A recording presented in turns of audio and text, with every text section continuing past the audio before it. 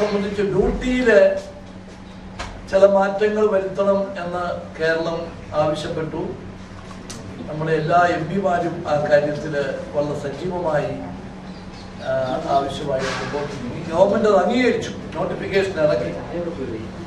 പക്ഷേ അതുകൊണ്ടും പ്രയോജനമല്ലാത്ത വിധത്തിൽ അതിനേക്കാൾ വലിയ ഒരു തകർച്ചയാണ് അന്തർദേശീയ മാർക്കറ്റിൽ ഉണ്ടായിരിക്കുന്നത്. ഇന്നിപ്പം നമ്മുടെ കർഷകർ നേരിടുന്ന പ്രശ്നം എന്ന് പറഞ്ഞാൽ വില കൂടിയതനുസരിച്ച് കോസ്റ്റ് ഓഫ് പ്രൊഡക്ഷൻ കൂടി.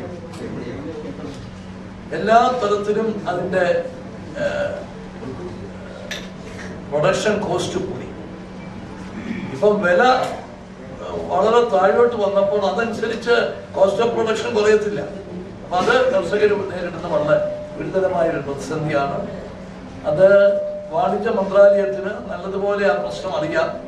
ബന്ധപ്പെട്ട ഉദ്യോഗസ്ഥന്മാരെ കൂടി വിളിച്ച് വരുത്തി ചർച്ച നടത്തി.